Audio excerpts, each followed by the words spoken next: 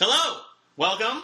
This is the Underpaid Gamers podcast. My name is Tony, and with me, as always, is my co-host Justin. He let me do the intro this time, instead of being a dictator, and did it himself all the time. I am an authoritarian regime. Anyway, today we are going to talk about Flash Season 1, because it just came out on Netflix. I have some news we're going to talk about. We also have a theme song, and here it is.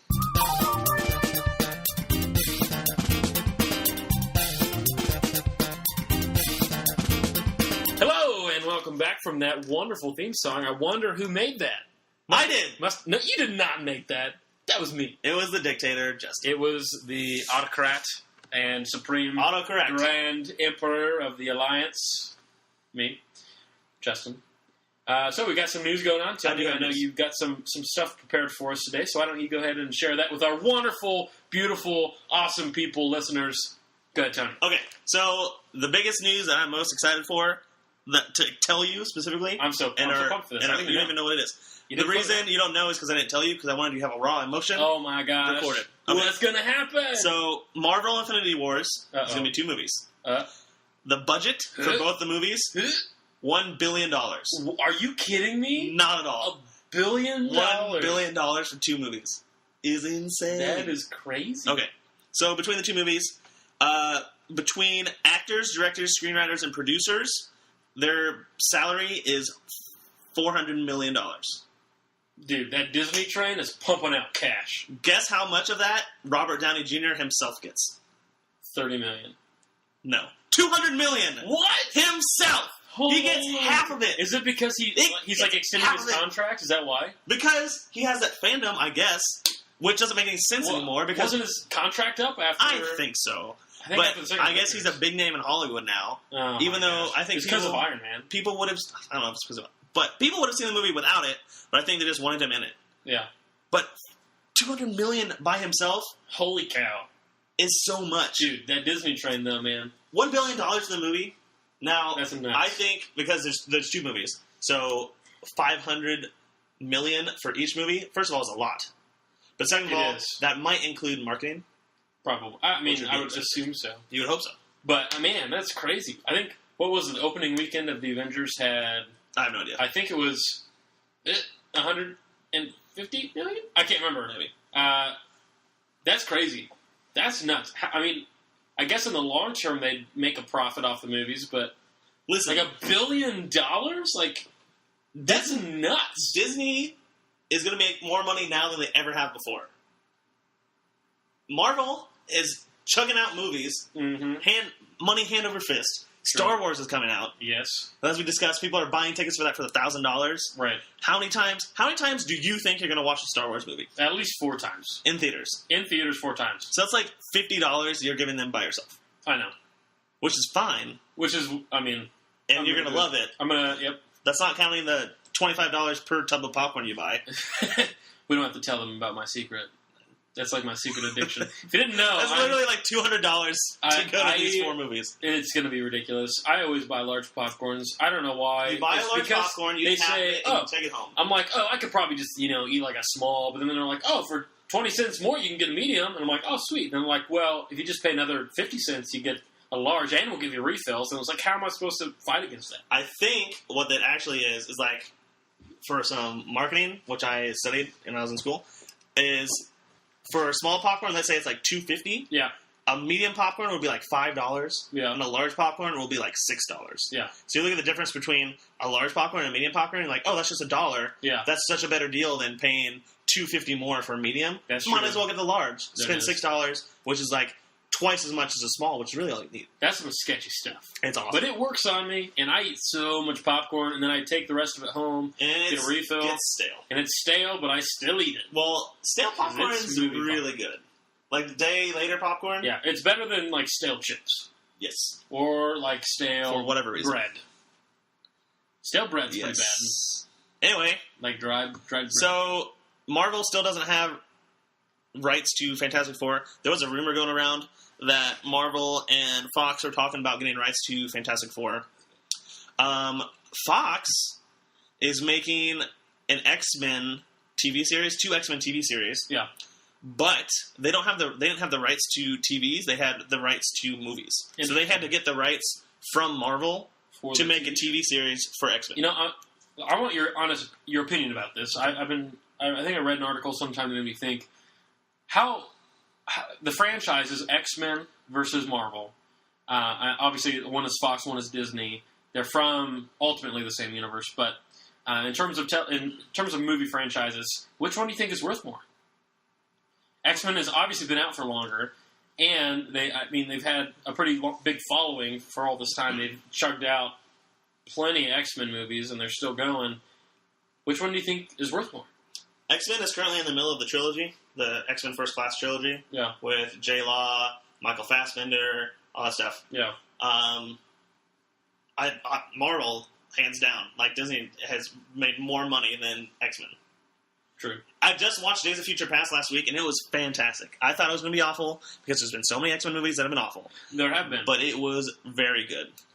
And people always compare the Quicksilver scene in Days of Future Past to Avengers 2. Yeah. And while I thought it was awesome in Avengers 2, Days of Future Past was much better. I thought it was funny.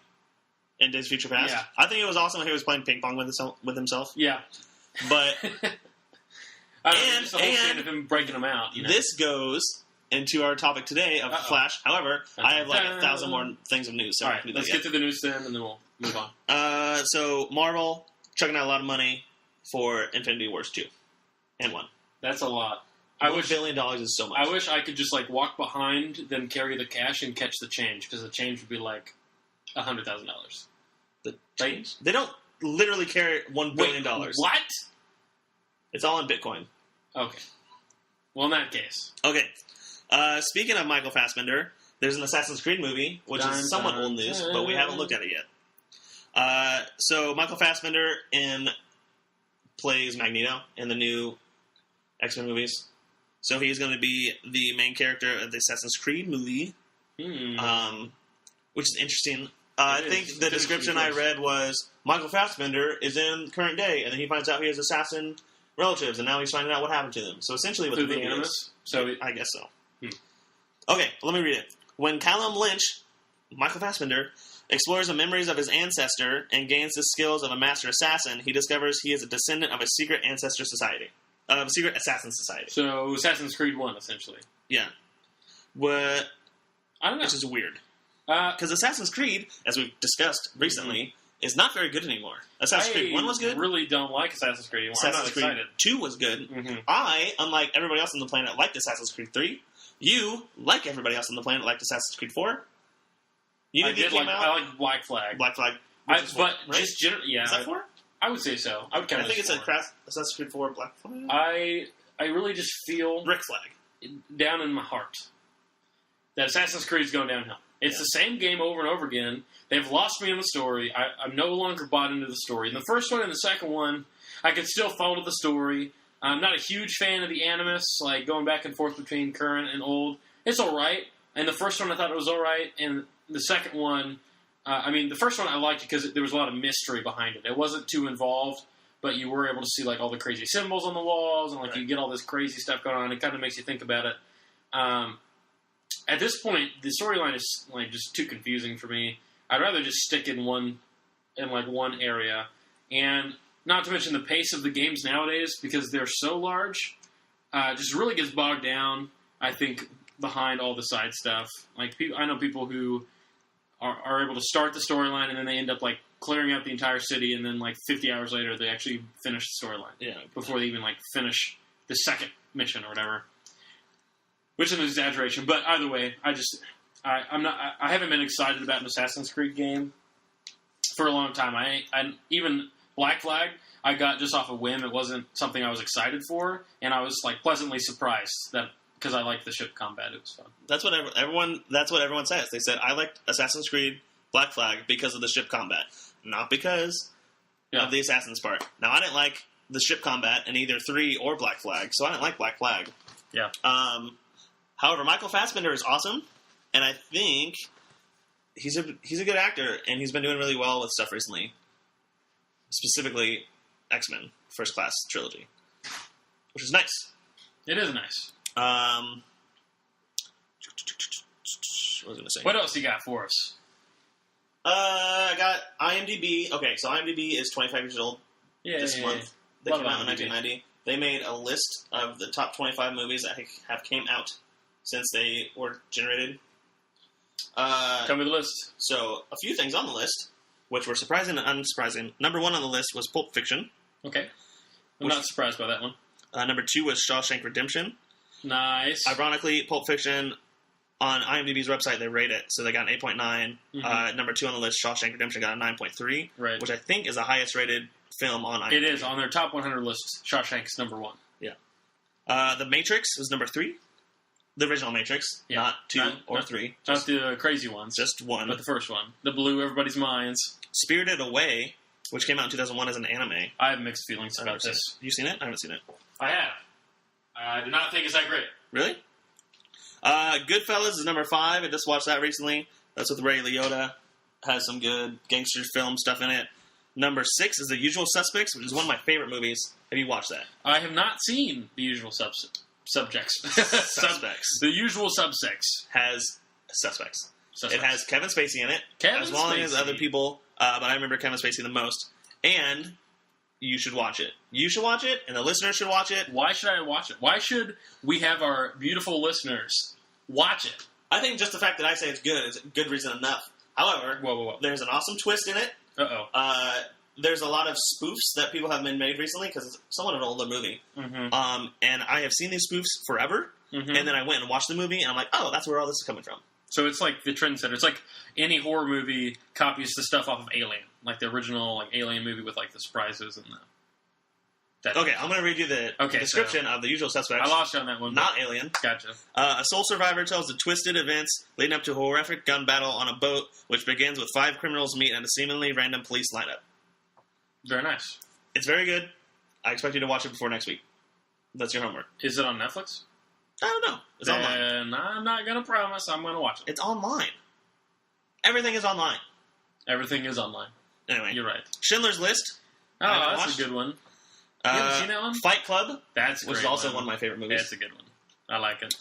Whiplash just came out recently. It's about a drummer. Have you seen it? I have seen it. What did you think? I absolutely loved the movie. At first, I thought it was kind of weird. Okay. But by the end of it, with the just the realization of what the band composer had been doing the whole time, the challenge, because he put forth the challenge. Okay, you have to tell me, because I watched this movie and I thought it was good, but I wasn't blown away like a lot of people seem to have been. Yeah. So tell me why you think it blows you away.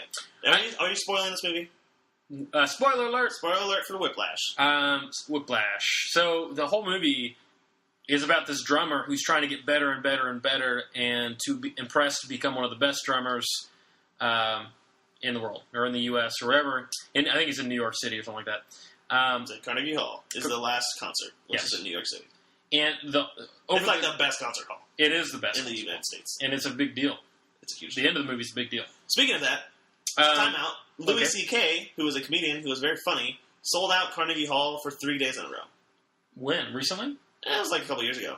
The third day they canceled because of snow and everything. Yeah. But a comedian selling out Carnegie Hall for 3 days is ridiculous. He must be funny. That's a little fact for you. Anyway, back to Whiplash. So Whiplash, the whole story is about the improvement of this character and how he reacts to the supporting actor, or the second main character, which is the instructor, or the band director, who's crazy, picky, super intense. J.K. Simmons, I believe. J.K. Simmons. He does this phenomenally, but he's just this really uptight conductor, and he just bears down on all these guys so harshly, kicks people out. I mean, the main character, his hands are bleeding from practicing so much and doing it right in front of him, and he just keeps going. He keeps pressing, and the whole time he's breaking people mentally, and people find it very controversial how intense he is about instructing these guys and how high of a standard he holds them. He's a jazz drummer. I don't think we mentioned that. Yes, it's a jazz movie. Jazz band, and it's a jazz ensemble, and it has fantastic music. It does. For anyone that likes jazz music, which I do, because I was in a jazz band in high school, it is fantastic. It is. It has a lot of great music. It really does. So what was the point that made you think it was so good? Because I watched it, I'm like, this is good, but it's not fantastic. I just love how it brought together, like, the theme was pressed home throughout the whole thing. I thought, like, if the whole story is between the conductor and the student. Mm-hmm. And there's a lot of other stuff that's going on in the background. Like, there's a relationship that he has. There's, like, I believe there's, like, parents are involved, his family the expectations they have. There's, like, the job that the composer or the conductor has. There's that one scene where he's at the dinner table with his family, and they're talking about it, and this guy's, like, trying so hard to be a very good drummer. Right. And his family's just like, oh, he just plays drums. He just plays in a band. Yeah. And the kid flips out. Yeah, they fail to recognize the skill it takes to be a good drummer. It's Miles Teller is the drummer, who I think played Mr. Fantastic and the Fan Four Stick. He did. So just by the end of it, they've gone through all their ups and downs. Like he got the teacher fired, I believe, and then the teacher came back and like tricked him into playing. Like he gave him the wrong charts for a very difficult song. Later, like a couple years afterwards, like was like trying to get him to play for his new ensemble that wasn't anymore along part of the university that he was in. It's basically a lot of drama happens, and the whole time, regardless of what the student had done, regardless of what the composer has done, his goal from the very start to the very end of the movie was to challenge him to see if he could make him make him one of the great drummers. And by the end of it, you see him take this. He flips the switch and realizes that he can be like he just like takes the challenge. Like he walks off the stage completely embarrassed after getting these wrong charts from the conductor, and like he goes off stage, he's like, I think he was like crying. His dad was there. He gives him a hug, and they're about ready to walk off. And then he looks back and he realizes that now's my opportunity to impress people. And he walks back out on stage and does this drum solo. And the conductor at first is like pissed at him that he came back on stage, but then he starts to play, and by the end of it, the conductor's like cheering him on and just like so happy, and he like you can see the proud look in his eyes. He sees that the student has finally become a star, or finally become like this rock star. Okay, so there's a scene, since we already said spoilers, a scene in the middle where the composer is, like I said, a school teacher, like a professional college level teacher. However, the way he treats his students brings in question about assault, abuse, and all this other things, mental and physical. So the drummer, Miles Teller, gets the teacher fired from his job. Yeah. And then years later, the teacher comes back to him and is like, hey, I got this gig at Carnegie Hall, which, as we talked about, is super prestigious. Mm-hmm. And he's like, I don't have a drummer that's as good as you. Will you come and play with me? And then Miles Teller's like, nah, I don't know. Eventually does it, goes up on stage. The very first song, he has like the charts for like the song Whiplash, which is what the movie's based off of, and they're going to play like something else. Foul play or something like that. So he doesn't have the right charts. He's playing a song he's never played before. The composer, not the composer, the conductor is smug because he's like, haha, you're in front of Carnegie Hall, all these people see you, and they see that you don't know what you're doing. Yeah. So then he runs off the stage, goes back on, plays another song, and then when the song ends, he just doesn't stop playing. So he just keeps playing and playing and playing and playing and playing. So everyone else has stopped, and everyone is looking at him like, what the heck are you doing? Mm-hmm. But he's just playing this drum solo. And you can see, like, he's playing so hard, you can see the focus and determination in his eyes, so you can see the pain. Yeah. That, like, he's, like, pushing himself literally to the physical limits. Mm-hmm. And then he just keeps playing, and the band conductor is eventually like, okay, we're going to run into the next song, and he raises his hands, and the whole band starts with the drummer on the next song.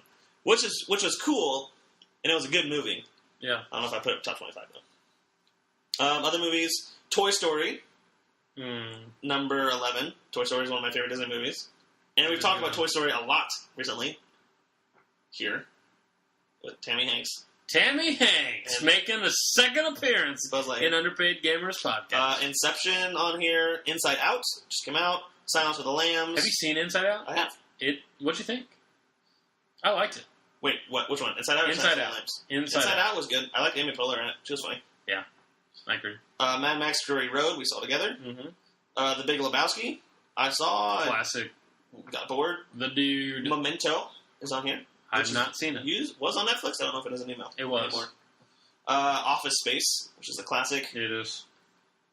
Terminator 2, Judgment Day, which a lot of people She is the epitome of sci-fi. Yep. American History X with Edward Norton Jr., Fargo. Nope, I haven't seen it. Inglourious Bastards, Wall-E. Yeah. Wall-E's number 25. I love Wall-E. I have never seen all the way through. People either love or hate Wall-E. I know so many people who tell me that Wall-E is their least favorite Pixar movie. Now, I just don't understand it, because Wall-E's cute, and it's a story of love, and you don't even need a lyric. Like, there's not a lot of talking in it until they get to the ship. And I just love the artisticness of that, of the dialogue, the lack of dialogue, and just kind of the beauty within the trash of Earth. Like, the trash of Earth. The Walmart, by and large? By and large, yep. I love how the ship is by and large. Okay, I think that's all my news that has to do with movies, and now we can go on to video games, which is what we talk about mostly. Video games! The thing I just saw today, and I'm most excited for, is PlayStation somewhat announced what PS4 update could have. PS 4.0 update. 4.0. 3.0 just came out recently, so 4.0 could come out within, 3 years. 2015 to 2017, so 2 years. That's a pretty big gap. The big things, notifications when friends come online. Yep. That's nice, because we haven't seen that in a long time.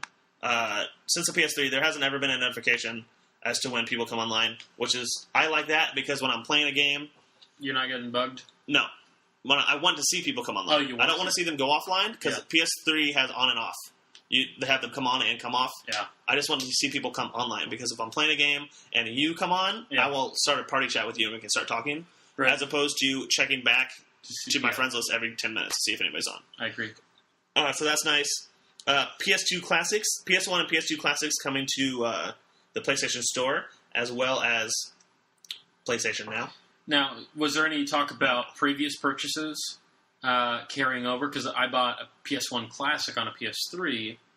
Didn't know if it would carry over. Final Fantasy? Final Fantasy. I don't know. 7 and 8. I don't know yet. And 9. But you still have a PS3. I do. So you're not in a big problem. I know. But I have to walk to the living room. Wow. It looks like they're adding folders. So I assume you can put your favorite games in a folder. Yay, folders. There's a peer offline mode, which is nice. Which is a complete counter to when I play a game, and sometimes, if I'm playing The Witcher 3 and it's a story-based driven game, or Last of Us, I don't want to be in a group I don't want to be group chatted. I don't want to be disturbed, so I'll appear offline. Yeah. So that way, when I come on, people don't invite me. Honestly, that's like a barrier that I have sometimes of even wanting to turn on my PlayStation. Is if I'm just trying to have some me time and not worry about anybody else, I won't log on to my PlayStation because I just don't want to. You don't have to be connected. You can turn off the... I know, but some games you have to play online. Yeah, I know. Oh, well. Sometimes you just have to ignore people, which is what I do every once in a while. Which is what I do. And you feel kind of bad. I feel guilty. I have friends. They're adding an ability to hide and completely remove games from the library. Oh. And from the media crossbar. You know how the media crossbar is always super full of things. The Bell of Destiny! I thought I turned it off. Oops. I wish that you could customize the bar more. I don't like... I love Sony's PlayStation 4. I love it. There's just some small things they could improve. The menu interface you like? I like the interface, except for the lack of customization in what appears there. It's always just based on what you played last or what you did last. Yeah. Which I don't like. I don't like that either. I wish you could organize it maybe organize it yourself and it just stays static, or you set it to a different setting besides most recent play. It looks like there's going to be downloadable avatars on PS4, which I don't know what that means. Custom backgrounds. Yay. Which, love it. Battlefront beta came out, and whenever you left a game to go back to the main menu, I took so many screenshots. They had wonderful pictures of Boba Fett, of an AT-ST, all these other Darth Vader. Mm-hmm. If you could take those pictures and then make them your background, it'd be so legit. Sick. You have a store wish list for the PSN store. Increase maximum number of people in a party. I like that. That can be nice if you want to fight about who can talk the most. Yep. And something that might be happening, change to a PSN ID. Oh my gosh. So instead of being what we are right now, we can change it whatever we want. I assume you can do that for free, but maybe not. I mean, I would be willing to change I'll pay $5 to change my name. Yeah. I mean, I made my gamer tag in a long time ago. Middle school. I just made mine. I would love to be able to change mine and keep all my trophies. Yes. Which is why I haven't changed. Why you haven't changed it? That makes sense. I don't want to let go of all that stuff. Speaking of trophies, I did find a really cool resource that I know our listeners would love if you have Sony. It's called was it PSN Trophy, PSNProfiles.com. It's a kind of a cool feature where if you type in your gamer tag, it can give you a huge list of all your games and their trophies, and it gives you a rank based on other people who are on this website, which is heck of a lot of people. Mm-hmm. Is it on the website, or is it just in general? Is this just an interface that shows? It's just an interface, but I'm not exactly sure. I'm pretty sure you have to be sign into or at least put your gamer tag into the website for it to count you. Oh, and it ranks you. Yeah, it ranks you within the world, ranks you within the country. It has some really cool things in it. For instance, they have a trophy advisor. So if you click on a game, it can give you an advisor for how to reach that next trophy. And you can organize it in different ways. I was talking to my brother about it, and he was saying that you could order it. You can order these trophy guides within rarity, within what's easiest, lots of different things. So that's kind of a cool thing. It gives you really cool statistics for your level of completion on games. Gives you your average rarity. Wow, your first trophy was on July 2010. Yep, 5 years ago. There it is. Long time. My average game rank, I'm barely passing. Gives you trophies by time. So by hour, by day of the week, how many trophies you've gotten on those days? Just a lot of really cool stats. You got a D average. I do have a D average. Well, I'm a little bit disappointed in myself. Was this PSNProfiles.com? PSNProfiles.com. A really cool resource I think you guys would enjoy. If you have a PlayStation, if you're listening on Xbox, I'm not sure. I'm sure there might be some version of that. But it's kind of a cool thing. So something I didn't mention when we were talking about Assassin's Creed. There's a guy, I watched a video that created a hidden blade and a rope launcher, I guess, in the new Assassin's Creed Syndicate. The guy has a rope launcher that it's like a grappling hook, so you shoot it at a wall, and it launches you up. And it's really fast. The guy made one, except it's really slow. It's like a winch on his arm. Wait, it's a real one? Yeah, and it works. So, he'll shoot it up, it'll grapple onto something, he will, and it's attached to his arm, he'll hold on to a harness that's around his waist, and it'll pull him up really slowly, really ineffectively. However, what I was really impressed with was his hidden blade. He has a hidden blade that looks just like the thing in the game. Yeah. It works just like the thing in the game. You saw him, stabbing and slashing at the sandbag. Nice. Really cool. And it looked really simple, too. So that was fun. Halo 5 is coming out soon, I think. I don't know if it's a beta or if just they let people play it a little bit early. But Hutch, who I like to watch streaming, has been playing it. Mm-hmm. And he let me know. He was playing this game, and I watched a video. Hey, Tony. Of him playing this game called Invasion. Invasion. It's a multiplayer game, and I guess you start with a pistol and an AR and assault rifle, mm-hmm. and then the more kills you get, the longer you go. You can then purchase better weapons. Yeah. Somewhat like Counter-Strike, where you buy more and more money.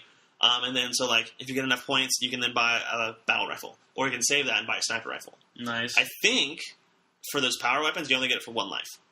Then you can restock up points again and play it again. There's an objective part to this. Mm-hmm. With the video that he posted, he wasn't playing the objective, and throughout the whole video, he's like, I have no idea what the objective is. He's just playing to get kills and to rank up and to get more money. Yep. However, I thought it was a really cool idea for a game type. Yeah, it sounds interesting. To get points and then go in and buy more stuff. Cool. Anyway. It's Battlefront. Battlefront! There's a rumor that rumors. DICE executive, maybe not DICE executives, but people that were building the game engine for DICE wanted to get raw footage from where the Battle of Endor was originally filmed. Right, which was? The California Redwood Forest. There it is. However, when they went there, it was closed down for whatever reason. I think the park rangers were on break or something for 3 days. Yeah. So nobody was let into the park. However, DICE people were only there for a little bit, mm-hmm. so they snuck into the park. Are you kidding? Illegally. Oh, no. And, got all the information they needed and left. That's all awesome. for Battlefront, so it could be close to Return of the Jedi. That's awesome. Did they get in trouble? I don't think so. How did people figure out this happened?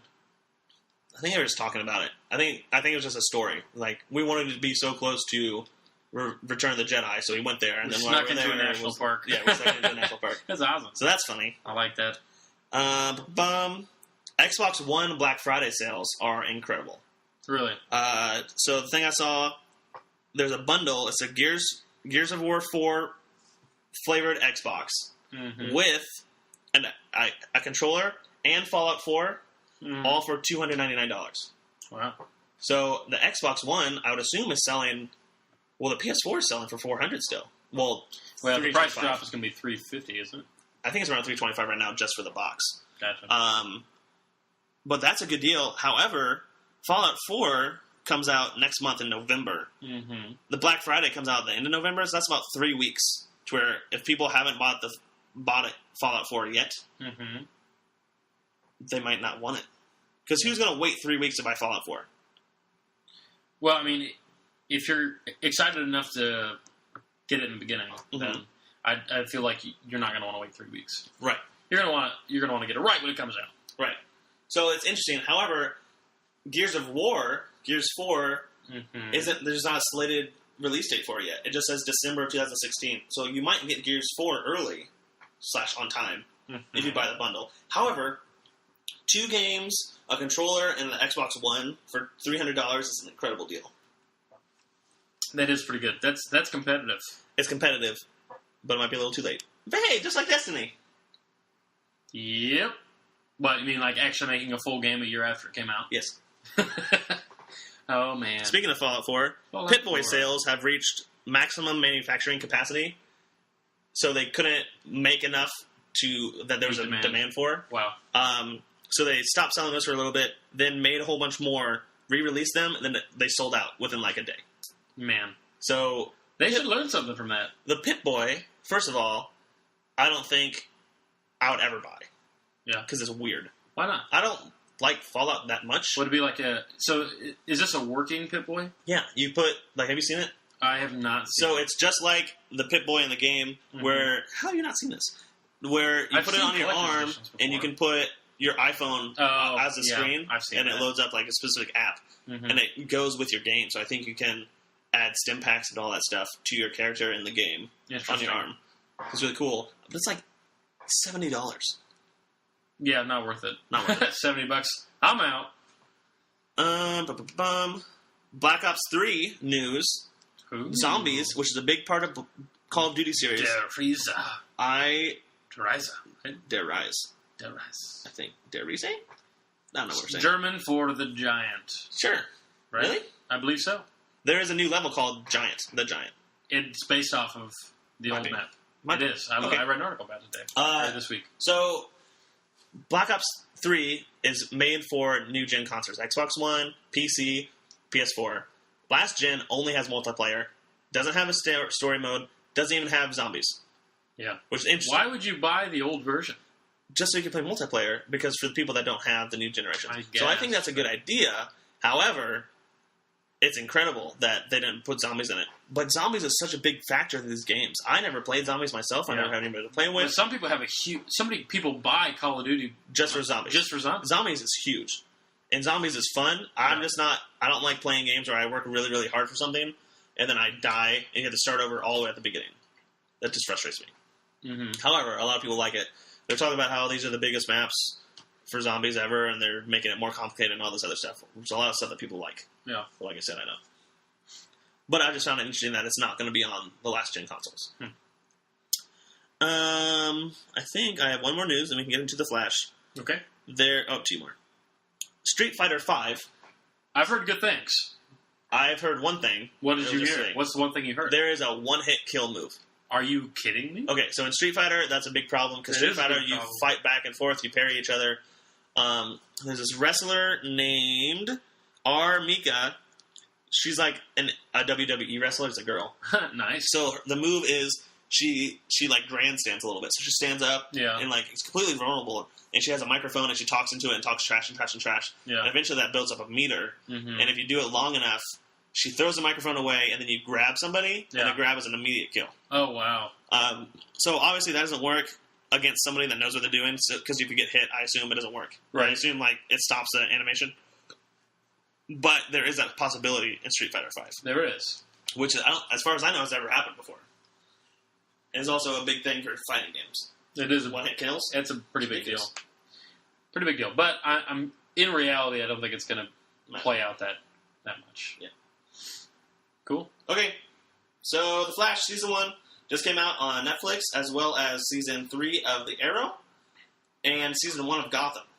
I watched season 1 and 2 of The Arrow. I watched season 1 of The Flash. I have not watched Gotham. There's a crossover, a lot of crossovers between Flash and Arrow. There are. Which I assume we'll talk about. We will. But specifically, season 1 of The Flash, go. Okay, so season 1 of The Flash, from the start, coming into the show, I like... Spoilers. Spoilers for season 1. Spoiler alert! Coming into the show, I like The Flash. I've always liked The Flash since the Justice League cartoon growing up. Hey. Flash was my favorite character in the Justice League. What?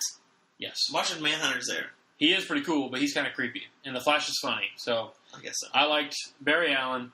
So when I heard The Flash, or when I saw The Flash come on Netflix, I immediately put it on my my list to watch. And overall, my impression is that it's good. You know, it's one of those shows that I'm going to keep watching. I don't want to skip ahead and just talk about the season finale, but man, it had me on the edge of my seat. I had to know. It's a huge cliffhanger. From what I understand, the first episode of season 2 just ends it. It does. Just stops it. Have you watched season 2? I got on a couch tuner. What? And watched. You watched something online that wasn't on Netflix? I know. Oh my goodness! I didn't know you could do that. Sarcasm noted for our previous conversation. There you go. The meta. So The Flash overall, I thought was good. I thought it was interesting that they chose to immediately involve the Reverse Flash, which is his biggest villain. It is his arch nemesis. Arch nemesis is, by the end of the first season, gone. Quotes gone. Quotes gone. The assumption is he's dead. He disappears right in front of you. Yeah. So, which I thought the way that he died was interesting. I didn't see it coming, though. I probably could have seen it coming, but I didn't. You didn't. The way that he died specifically, or the fact that he is gone. The way that it happened. He's not gone. Yeah, I'm sure he'll come back. Right. I'm sure he'll come back. But the way that he left, the way he was gone, I was surprised. Yeah, I actually didn't see that coming either. It takes a lot to surprise me in TV shows and movies. Yeah. And that surprised me. I'm like, wow, that's really cool. So I thought, overall, I think that was a bold move. That's a bold move, Con. Let's see how it plays off. There it is. I thought it was bold. And I thought it went over well. I was just a little disappointed. If they don't bring back Reverse Flash, I'm going to be a little bit disappointed just because he's the arch nemesis. Mm-hmm. He always does that face shaky thing, and I feel like it's useless. Everybody knows. Once you figured out who he was, I thought it was kind of dumb that they continued to do it. Maybe it's just muscle memory. Maybe. Overall, too, I've watched the first season of Arrow, and I'm about halfway through the second season of Arrow, but I quit watching it. I watched half of the second season back when it first dropped onto Netflix, and I just couldn't finish it. I got really bogged down in the Slade stuff, and it's slower. It's slower and it's darker. Slower. Darker. The Flash. Oh, hey. But also slower. I see what you did there. It's also a darker show. I thought Flash is kind of lighthearted at times. The characters, and I love it. It's enjoyable. It is darker, but I think that's because it came off right after the Batman trilogy, which was dark. It was. So they're like, we're going to make a dark TV show. Right. And we made the DC Universe is all going to be dark. Yeah. And then it showed, and it did really well. Yeah. And then The Flash came out, and that did even better. Right. However, I still think Daredevil is better than both of them. I would say... But they're hard to compare The Flash and Daredevil because they're different vibes. But between Daredevil and Arrow... I like Daredevil better. Of course you do. Because it's awesome. It is amazing. Casting-wise, I thought that the choices they made for the characters fit. I really like Barry Allen. Yeah. And I do like his stepdad, his adopted dad, Joe. Joe, the police the police detective. Father. He's like a bro. He's like most of the time. Father. He's an adopted father, essentially. I really like him. I connected with him pretty well. I thought that he portrayed his character well, very lovingly, and you could see his motivations to care for both Barry Allen and Iris. Iris. Both of them together. The super weird thing is that like, he's a gruff police detective. He is. But every once in a while, he'll, like, crack up in laughter. Yeah. And I'll be like, that seems a little out of character. But maybe, like, he does it so often that maybe it's part of his character. Yeah. But it always takes me by surprise. I'm like, why are you laughing right now? Like, it's a funny thing, but he cracks up like a teenage boy. Like, this is really weird. You know what I'm talking about? I kind of just interpret him as a really, like, a warm character. Like, even though he has to deal with all the crap as a detective, none of that has ever broken his spirit to the point of not being warm. Though, I mean, there are times where he just, like, doesn't talk, and there's references back into his past where he, like, just doesn't talk to Iris, which is like a mini little story arc. But there was 2 casting decisions that completely took me out of the show every time I saw these people. Oh, yeah. Tell me who. 2 of them, I had his name and I lost it. Here it is. Tom Cavanaugh, who plays Harrison Wells. I first saw him as Dan Dorian. Yes. John Dorian's brother from Scrubs. And me too. And Scrubs is one of my favorite TV shows. I've watched the first 8 seasons like 3 different times. Wow. That's dedication. I love it. So when I saw him as Dan, me and my wife were watching The Flash. She's like, that's Dan. I'm like, well, now I can't stop seeing him as Dan.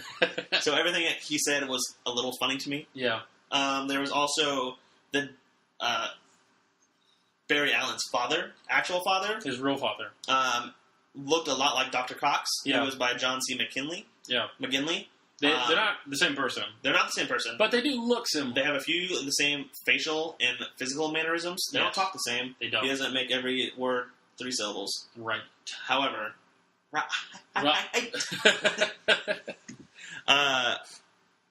other than that, I really liked the casting. Yeah.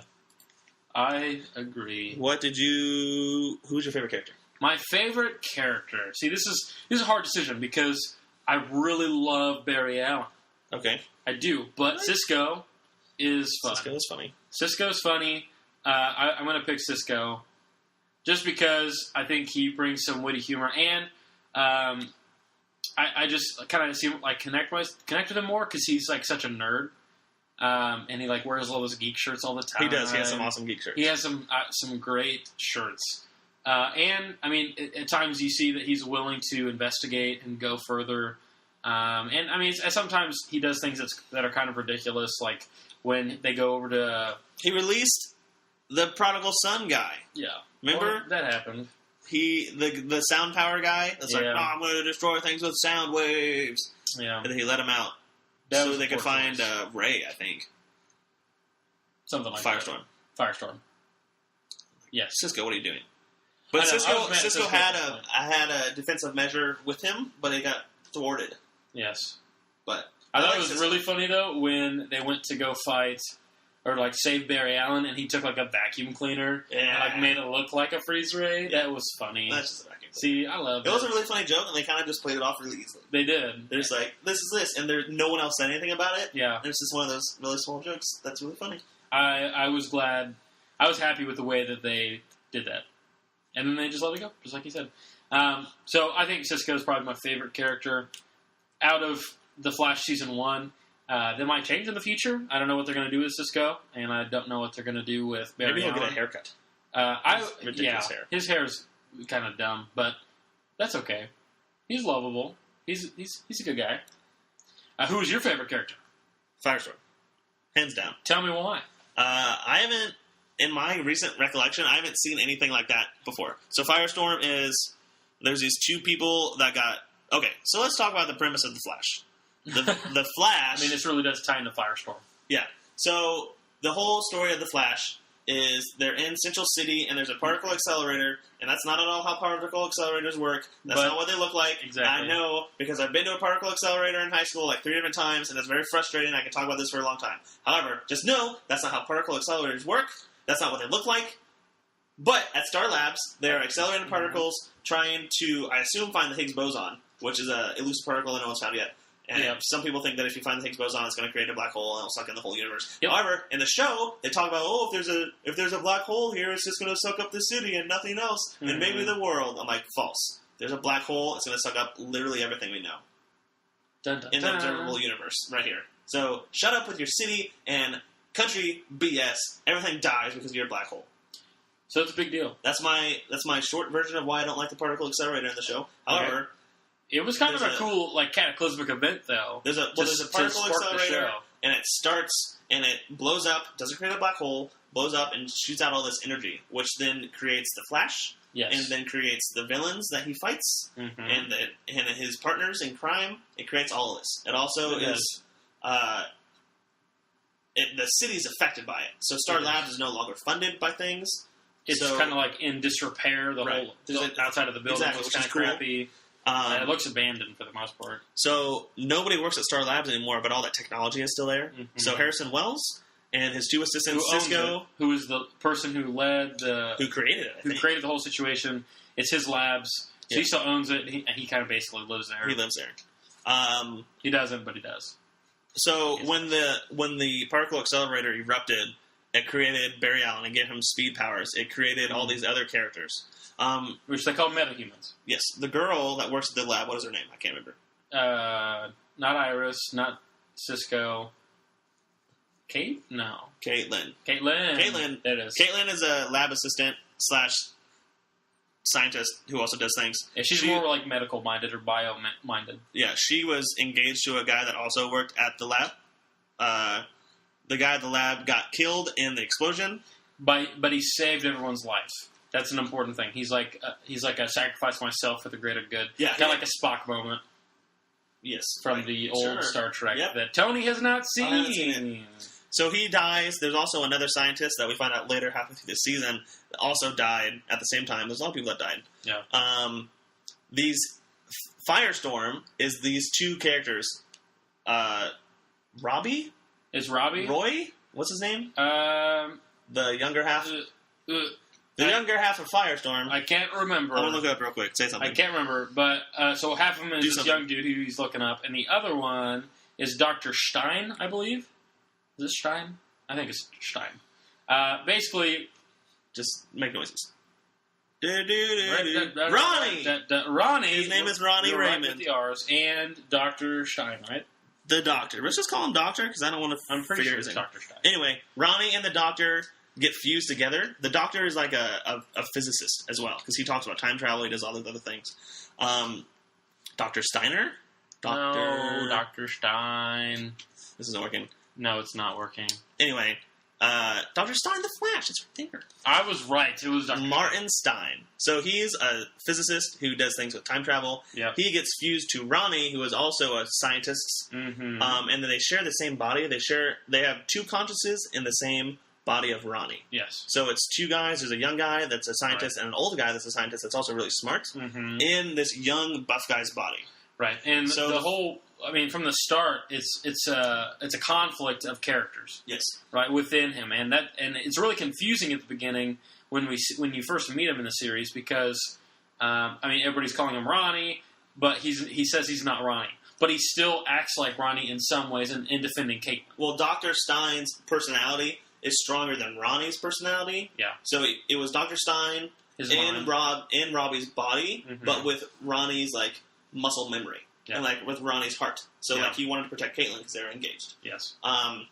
Later on, there's a chemical reaction between the two of them, causes them to explode, like a nuclear fission, essentially. Yeah. So, the Flash takes them out into the middle of the desert, they blow up, whatever. Doesn't kill them, they're still alive, but now, instead of fighting each other, they're together. They're, like, working with each other. So, I think Robbie's in charge of, like, the body, like, moving the body, where Stein is in charge of, like, strategy and everything like that. So Firestorm just is essentially this guy that can turn into fire, fights really strong, obviously has a nuclear reactor in his chest, unlike Tony Stark, who also has a nuclear reactor in his chest. He has an arc reactor in his chest. I think that's the same thing. It's not the same thing. Anyway, Firestorm is my favorite character from this show, because I've never seen anything like that before, two people occupying the same body, and stuff like that. So it's funny, and it's awesome to see them interact, and to see them work well together.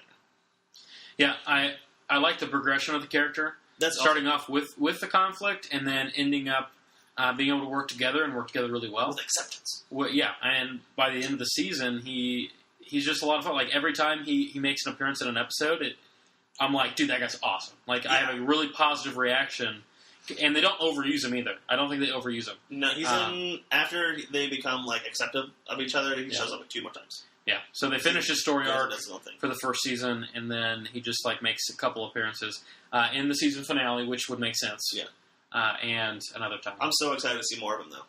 Oh, yeah. Maybe I'll watch season 2 online somehow. Maybe if I knew somebody that could know how to do that. Man, I don't know. It's not like I'd name dropped a website.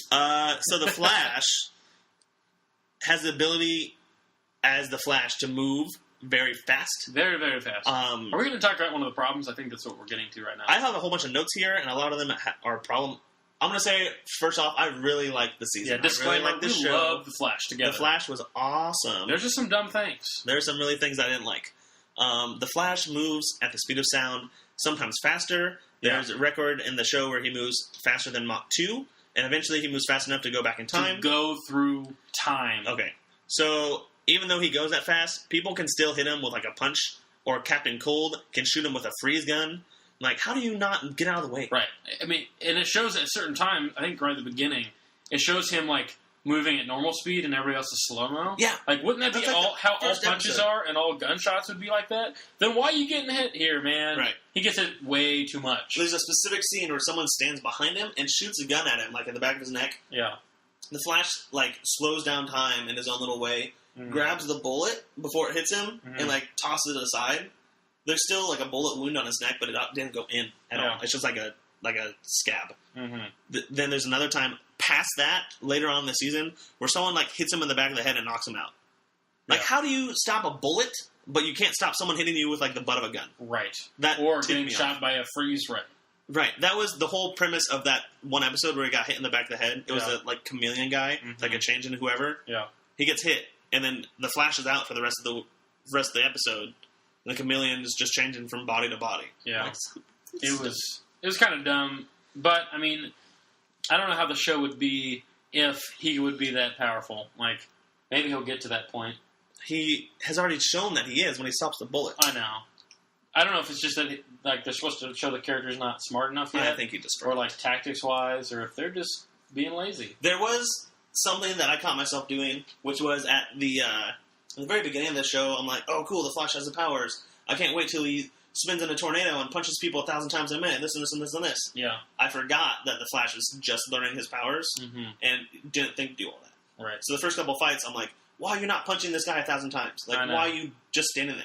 Right. Which he does a lot. He does stand around with the speed thing. He'll speed somewhere and stand around so everybody can see him. Yeah. And so he can analyze the situation, and then he'll run in and do something real quick, and then stand there so he can get counterpunched, and then move. I'm like, stop. Just stop allowing yourself to be hit. That's the thing. That's what he does. But I do like there was some progression through the series, through the season, where he learns to do more and more with his powers. Eventually just got to running faster, which I think there's more to the Flash than running fast. Right, and that's what I was worried about when the show... When I first saw the commercials for the show, I was like, well, I love the Flash, but by himself, what's his progression? It's, I'm going to run faster. So how long can running faster be the answer? And I think they peaked that in this first season, which I'm glad they did. Yeah. With running through time being the fastest he can go, or at least that's the limit, because he'll go through time if he runs that fast. Which is just past Mach 2, which is what they say. Yeah. So maybe our jets go. Essentially, if he runs too fast, he'll go back in time, which isn't going to solve his current problem, that he's fighting Captain Cold or whatever. Yeah. So there's a limit to how fast he can go. Yep. So instead, he has to find these other ways to fight people. So there's a scene where he's fighting this, I want to call him Colossus, because that's essentially what he is from the X-Men universe. It really is. The only way he can defeat him is if he, what I call the 5-mile punch. So the only way he can get up enough momentum to do damage to this guy is if the Colossus guy stands still. Yeah. And the Flash runs 5 miles away and then runs as fast as he can towards the Colossus guy and punches him. I'm like, first of all, that's not effective at all. That is it's not very effective at all. And ineffective. By the time, okay, so it's in a school. Yeah. Is when he hits him on the first floor of a school. Yeah. By the time the Flash gets into the school, he's no longer running. He's jumping through the air. You're losing so much momentum. You got to punch through him. You can't punch beforehand. Right. But so he does a 5-mile punch again a second time, I think, when he's fighting Gorilla Grodd. He does, and it fails. It fails, because Gorilla Grodd grabs him. Again, why? I know, he shouldn't be able to, but... The very beginning of this season, he's called the Streak, because people only see a slight streak of red when he's running. They can't see him. So how could he see him coming at him with the punch. Yeah. And because he ends up like grabbing his arm and like redirecting his speed. Yeah. And I know that character Grodd is supposed to be like smart and super intelligent, so maybe he could time it. But it just seems a little ridiculous. Like, they're downplaying the speed factor. Again, though, like, how good would the show be if he was so powerful that he could never be hit? How good of a show would it be if everything worked the first time? I don't know. But it just seems like they're downplaying his power a little bit. The Flash, and his lack of speed really annoys me. That's not it. There's a few crossovers with the Arrow, Oliver Queen. There are. There's a training sequence where Oliver's kind of trying to train the Flash. Yeah, and he shoots him with arrows. He shoots him with a couple arrows. And now Oliver Queen is a really good fighter, which you can watch in the Arrow. He does really well. Yeah. The Flash definitely needs to learn from him, but the scene doesn't go very long, and he doesn't learn a lot. And I feel like that could have been the turning point to where he starts punching people 1,000 miles an hour, or 1,000 times a minute, or whatever. But that ended quickly. I know, and I think the interaction with the Arrow, just in general, there are a few times that I think it's unnecessary, and they're just doing it because they can. Like early on in the season, he runs to Starling City to go talk to Oliver Queen, and the conversation lasts like 20 seconds. Yeah. And it's like the very first time, and I'm just like, what was the purpose of all that? Like, just to run fast. Is it just to show that he can run to Starling City and talk to Oliver Queen? Like, Starling City is supposed to be like 400 miles away. Yeah. Well, he does it pretty quickly, it seems. I think Central City might be like Chicago, and Sterling City might be like New York City. Really? That's a fair distance. Yeah, it is a good distance. Some other things. Gorilla Grodd is free at the end of the episode. One of the last 2 episodes, you see him running around on the streets. So he'll come back for season 2. Cisco is like a sidekick, I would say. Yeah, I would say so. He's better than Diggle from Arrow. Yeah, I agree. He is at least more entertaining. I connect with Cisco better. Yeah. Diggle's cool. See, I haven't watched the Arrow season 1 and 2 since they first aired on Netflix, which was like a year or 2 ago. Yeah. So I don't remember Diggle at all. Other than he's a big guy that kind of teaches Oliver how to fight a little bit. Cisco is awesome. He's funny. He's funny. He's smart. He's witty. He figures things out. He names the bad guys. So there's a few scenes where Eddie Thawne, who is Joe's partner, tries to capture the Flash because he thinks the Flash is doing bad. But in general, classic. This is like the only vigilante that doesn't have the police after them all the time. Right. And, I mean, the police figure out pretty quickly, the Flash? Pretty quickly that the Flash is on their side. That was not a very funny joke. There it is again. We should have a counter for how many funny jokes aren't funny from me. The Justin counter. The Justin counter. So, I had a point, and I just lost it. Okay, so he's a vigilante, but the police aren't after him. Yeah. Which is so weird because there's he's not a violent vigilante. The Batman is killing people. The Arrow literally is killing people. In movies like Spider-Man, the police aren't really after Spider-Man. It's really just J.K. Simmons as J. Jonah Jameson. The Avengers don't really have anything with police, but on TV shows... It's always a common thing. Yeah, it's always a common thing. Like, oh, the police have to get the vigilante. But they're not really on his side. They just kind of leave him alone. They do. The only ties to the police station are the fact that Joe is his adopted father. Right. Essentially. We talked about that. You want to talk about Gideon? Yes. So, this is what I was going to say earlier. I was trying to lead into, but I failed. So, Gideon is this, like, supercomputer from the future that Reverse Flash was at, who was made... Wait, you want to talk about how the Reverse Flash got to where we are now, to 2015? Essentially, he traveled in time because he ran too fast. But, okay. So and then he ran out of energy because he ran too fast, and apparently there's a limited amount of energy for the Reverse Flash. I think the Reverse Flash, again, is the nemesis of the Flash. So the Reverse Flash went back in time to kill younger Barry Allen before he became the Flash. Yeah. And instead ended up killing his mom. Yeah. And then after that happened, I think it's just one of those things where he had, like, the Reverse Flash only has a certain amount of power. Yeah. So he ran out of power and then was stuck 15 years in the past. Right.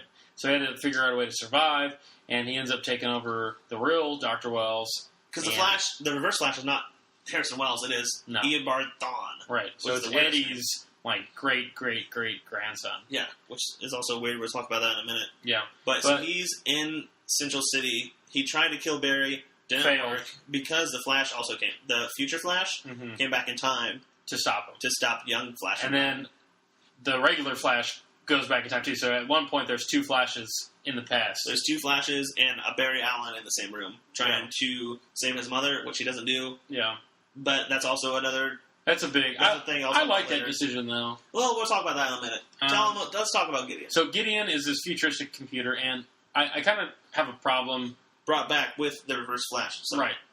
But you learn in the episode where they find it that it's created by Barry Allen, and it will listen to any command by Barry Allen. Yeah. And so they find the little like hideaway for the Reverse Flash. They realize it's Dr. Wells, and then like Dr. Wells is coming, so they have to get out of there really quickly, and they never go back.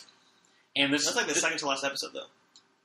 Is it? No, there's a couple episodes, and I remember watching. I was like, why aren't you going back to Gideon?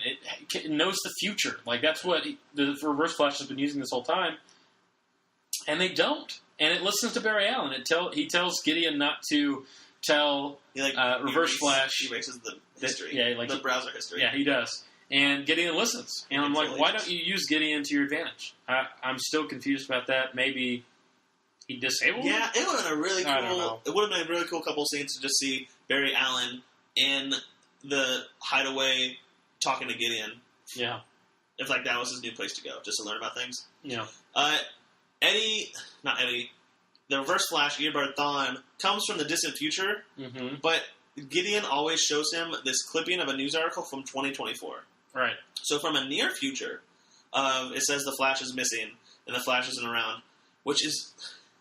I always thought he was trying to train Dr. Wells is trying to train the Flash, so he isn't missing in that future. Yeah. But then you find out that it's Reverse Flash, so I guess the Reverse Flash still wants him to be missing. Yeah. But at a certain event. Yeah, but he needs the Flash to be strong so he can go back in the future where he's from. Yeah. Because he can't run anymore. Yeah. However, Eobard Thawne, as we just talked about, Eddie is like his great-great-great-grandfather. Yeah. So that's like 200 years in the future. Yeah. Eobard Thawne is from 200 years in the future who still duels with the Flash somehow. Yeah. But has a newspaper from just 20 years in the future. Right. It's kind of confusing. So that doesn't make sense to me. Either he's from 2024 and is an idiot, or he's from 2224.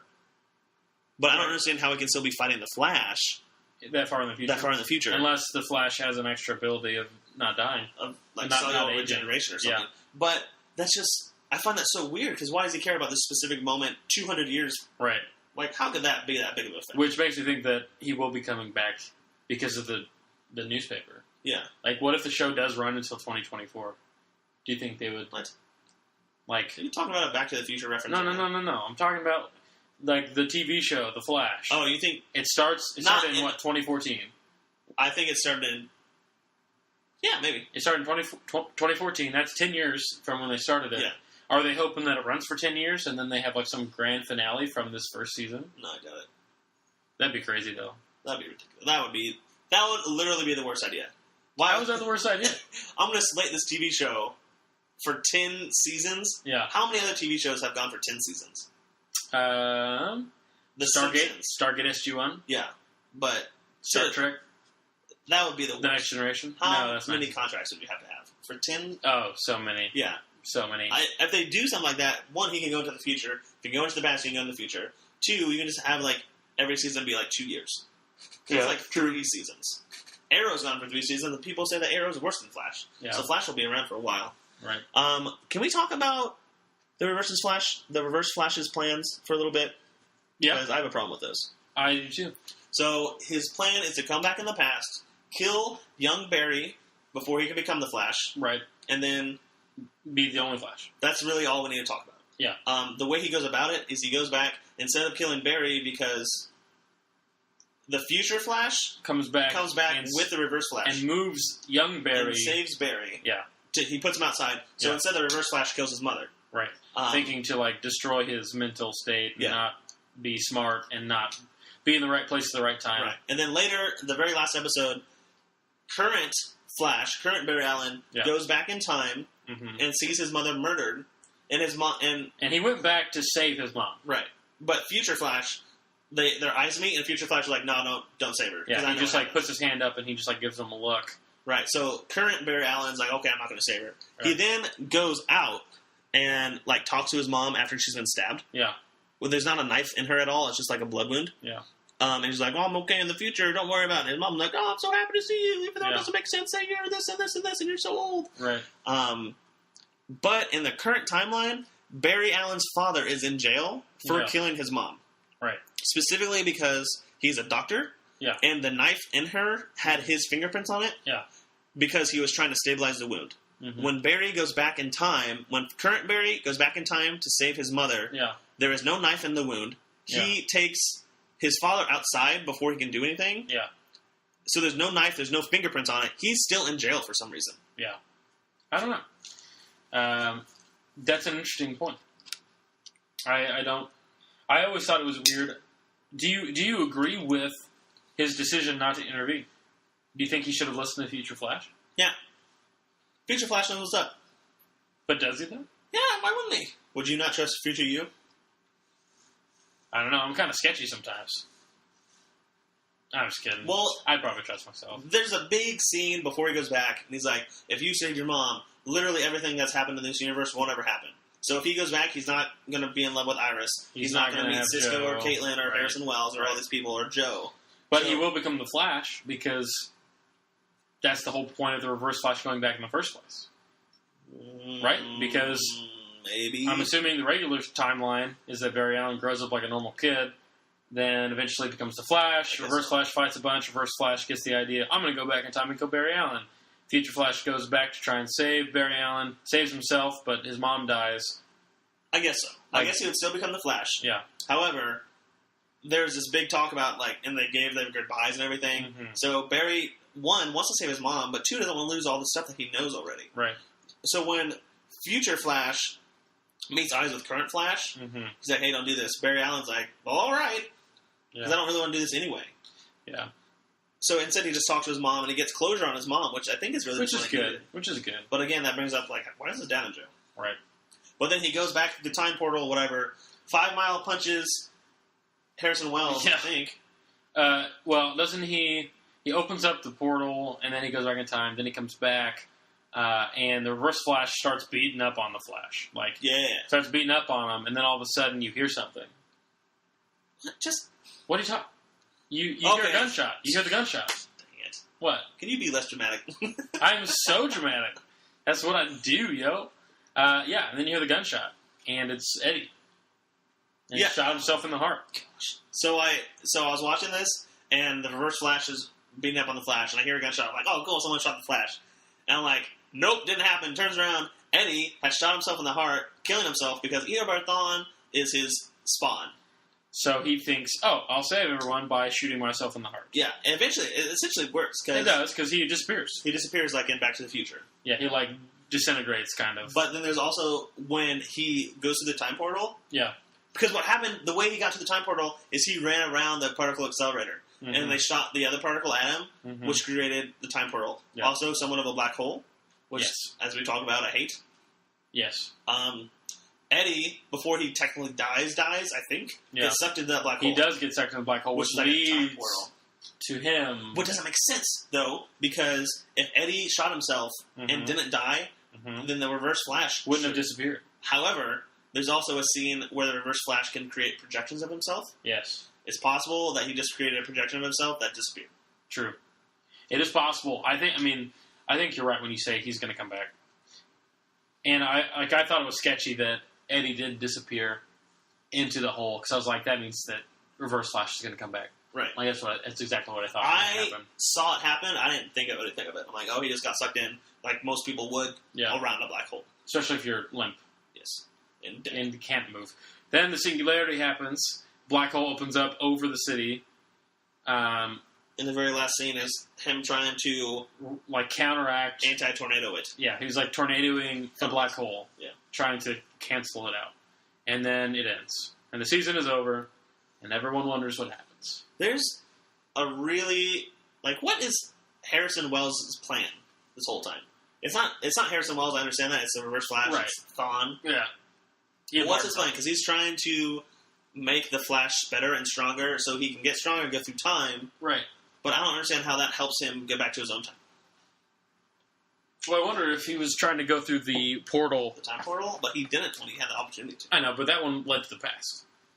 But I guess how they said to go to the past was to think of past things. The past things. So because he's going through like a time loop and he's seeing pictures of everything. He's like, oh, this is my mom. This is back when I first touched Iris's hand. This is when I met Joe. He does try to go back into, like, he tries to go to the portal. Remember, he, like, takes a second. He's, like, thinking about going home. Yeah, because he, like, he's in, like, some weird orb-looking thing. When he's about to, oh, yeah. And then he, like, starts to go towards it, and then Flash comes through the portal and punches it and destroys it. Cisco made him this time thing. Yeah. Because the Reverse Flash was, okay, so they used a particle accelerator as a prison now, because that works somehow. Yeah. They had caught the Reverse Flash. He was in prison. Cisco made a time travel device for the Reverse Flash. He was about to go through the portal, I remember now. And the Flash instead does a time travel 5-mile punch and breaks the glass and beats up on the Reverse Flash. And then the rest of it happens. So, overall, I like the Flash. The Flash was awesome. I'm excited to watch season 2. Yeah, me too. I don't know if I'm going to wait for it to get on Netflix or not. So let us know how you feel about The Flash, if you've seen it, or if you have any questions about what we've talked about. If you'd like to, well, we would love it if you followed us on Twitter at UP Gamers Podcast on Twitter, or send us an email at underpaidgamerspodcast@gmail.com, or leave us a comment here on SoundCloud, because we're there, and we're also on iTunes. So we're there and we're active. We are active. We are very active in the SoundCloud community, and we'd love to hear back from you guys. So, thanks for listening. Sayonara. Thanks.